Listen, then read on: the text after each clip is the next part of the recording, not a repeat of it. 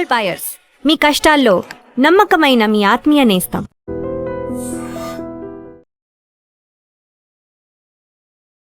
This is Pawan.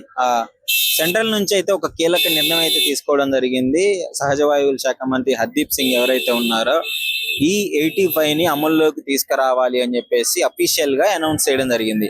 Announce చేసిన దగ్గర నుంచి ఢిల్లీలోని ఒక బంకులు అయితే దీన్ని స్టార్ట్ చేశారు. అప్పటి నుంచి విపరీతంగా సోషల్ మీడియాలో ట్రోలింగ్స్ అవుతున్నాయి. డైరెక్ట్ గా E85 అంటే దాదాపు మోస్ట్లీ E85 ఇథనాల్ అనేది చెరుకు నుంచి మొక్కజొన్న నుంచి తయారు చేస్తారు. ఇక సోషల్ మీడియాలో విపరీతమైన ట్రోలింగ్స్, డైరెక్ట్ గా చెరుకు రసం దగ్గరికి పోయి ఆ చెరుకు రసాన్ని బండ్లో కొట్టించినట్టు ట్రోలింగ్స్ అవుతున్నాయి. దానికి సంబంధించిన అంటే నార్మల్ గా మొన్న E20 అన్నప్పుడే ప్రజలు చాలా ఇబ్బందులు పడ్డారు. E20 అప్పుడు ఇప్పుడున్న వెహికల్స్ ఏవైతే ఉన్నాయో వాటికి తయారు చేసింది, వాటిని డిజైన్ చేసింది, వాటి మోడల్స్ అన్ని నార్మల్ పెట్రోల్ కి అంటే E5 ఆర్ E10 E15 వరకు ఓకే. E20 అనేది కొంచెం కష్టము, బండ్లలో చేంజెస్ చేసుకోవాలి అని చెప్పేసి విపరీతమైన సర్క్యులేట్ అయింది న్యూస్. సరే E20 కదా, E20 మాడిఫై చేస్తున్నారు అనుకున్న టైంలో సడన్ గా కేంద్ర ప్రభుత్వం అయితే నిర్ణయం తీసుకుంది. నితిన్ గడ్కరీ గారు కూడా దీని గురించి క్లియర్ గా ఆయన ఇంకా E100 అంటున్నారు. అసలు ఇది సాధ్యమయ్యేనా? మన ఇండియాలో ఉన్న వెహికల్ మోడల్స్ కి అనేది ఇది సెట్ అవుతుందా లేదా అనేది చాలా కొంచెం ఒక క్వశ్చన్ మార్క్ అయితే మిగిలిపోయింది. దీనికి సంబంధించి అసలు ముఖ్యంగా వచ్చిన సమస్య ఏంటంటే ప్రపంచంలో చాలా కంట్రీస్ కూడా బ్రెజిల్, అమెరికా ఇలాంటివి E85 అనేది విపరీతంగా వాడుతున్నాయి. ఇప్పుడు మనం ఇక్కడ నార్మల్ పెట్రోల్ ఎలా వాడుతున్నామో అక్కడ E85 అనేది విపరీతంగా వాడుకొస్తున్నారు. యూరోప్ కంట్రీస్ కూడా బాగా వాడుతున్నాయి. సో వాళ్ళు అలవాటు అయ్యారు. బ్రెజిల్ లో అయితే #1 యూజ్ చేస్తున్నారు ఆ వెహికల్స్ అన్ని. సో వాళ్ళు అలవాటు అయ్యారు వీళ్ళు అప్పుడు వచ్చిన సిచ్యువేషన్స్ బట్టి. ఇప్పుడు మనం కూడా ఇక్కడ ఎక్కడ యుద్ధాలు జరిగినా క్రూడ్ ఆయిల్ తీసుకోవడం అయితే చాలా ఎక్స్పెన్సివ్ అయిపోతుంది. సో బయట కంట్రీస్ నుంచి క్రూడ్ ఆయిల్ కొనుక్కొని మనం చేసుకొని ఇంత లక్షల కోట్లు ఖర్చు పెట్టడం అవసరమా?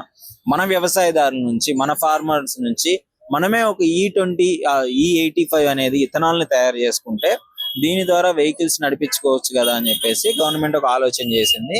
కానీ ఇప్పుడున్న మరి పాత వెహికల్స్ పరిస్థితి ఏంటి అనేది ఒక క్వశ్చన్ మార్క్ గా మిగిలిపోయింది. ఇప్పుడున్న పాత వెహికల్స్ కి పవర్ పెట్రోల్ XP95 ఇవి ఉన్నాయి, HP100 ఇవి పెట్రోల్ కొట్టించుకోవచ్చు. బట్ అది కొనాలన్నా క్రూడ్ ఆయిల్ తీసుకోవాలి, అది చాలా ఎక్స్పెన్సివ్ అయిపోతుంది. రేపు ఫ్యూచర్ లో ఈ పెట్రోల్ రేట్ అనేది విపరీతంగా పెరిగే అవకాశం ఉంది. ఎందుకంటే ఈ 2-3 months గ్యాప్ లోనే 5 times రేట్లు అనేవి ఫ్లక్చువేట్ అవుతూ వచ్చాయి.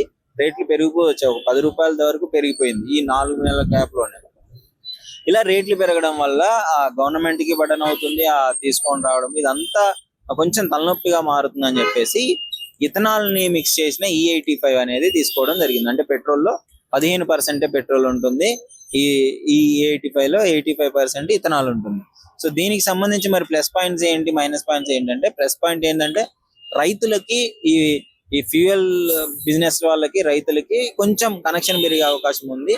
ఆ రైతులు ఎక్కువగా పెరిగే అవకాశం ఉంది. పంట పొలాల భూములు ఇవన్నీ వ్యవసాయం మీద మళ్ళీ కొంచెం వ్యవసాయానికి బ్రతుకు తెరువు ఇంకా పెరిగే అవకాశం ఉంది. చాలా వాటికి బిజినెస్ రన్ అవుతుంది. కానీ బండ్ల విషయానికి వస్తే మోడల్స్ మార్చాలి, కొత్త వెహికల్స్ తీసుకోవాలి. E85 కి తగ్గట్టు కొత్త బండ్లు రావాలి. పాత బండ్లు అయితే సెట్ అవ్వు, అందుకటి మైలేజ్ రాదు. ఇది ప్రస్తుతము ₹80 ₹82 మధ్యలో, 82కి తక్కువ, ₹82 కంటే తక్కువ ఇస్తున్నారు లీటర్ E85 ఏదైతే ఉందో. అది బండ్లకి దేనికి సెట్ అవుతుంది, దేనికి సెట్ కాదు అనేది మరి తర్వాత ఇప్పుడు వాడుతున్న ఢిల్లీలో అయితే విపరీతంగా ట్రోలింగ్స్ అవుతున్నాయి, చీమలు పడుతున్నాయి ట్యాంక్ చుట్టూ. E85 అంటే మొత్తం చెరుకు రసంతోనే చేస్తారు కదా అన్నట్లు ఇలాంటివి జరుగుతున్నాయి. దీనిపైన అసలు మీ అభిప్రాయం ఏంటి? చాలా మందికి భిన్నాభిప్రాయాలు అయితే ఉన్నాయి. ఇండియాలో ఇది కొనసాగుతుందా లేదా? నేను ఇక్కడ బంకులో కూడా ట్రై చేశాను. మోస్ట్లీ చాలా మంది మాకు తెలీదు, మేము మాట్లాడలేము, అసలు ఏం తెలియదు అని అంటున్నారు. సో చూడండి, దీనిపైన మీ అభిప్రాయం ఏంటి? డెఫినెట్లీ కామెంట్ లో పెట్టండి. ఇండియాలో E85 సర్వైవ్ అవ్వగలదా పెట్రోల్? ఇప్పుడున్న బైక్ మోడల్స్ పరిస్థితి ఏంటి, ఒకవేళ ఎలా ఉండబోతుంది అని చెప్పేసి చూడండి. మరి వ్యవసాయదారులకి నష్టం వస్తుందా అంటే ఏం రాదు. కొత్త కుళ్ళిపోయిన కూరగాయల నుంచి, ధాన్యాల నుంచి కూడా ఇథనాల్ తయారు చేయొచ్చు. దానికి ప్రత్యామ్నాయంగా గవర్నమెంట్ తయారు చేసే ప్రక్రియ అయితే ఉంది. మీరు చెప్పండి, ఇండియాలో ఇది సర్వైవ్ అవుతుందా లేదా అనే విషయాన్ని.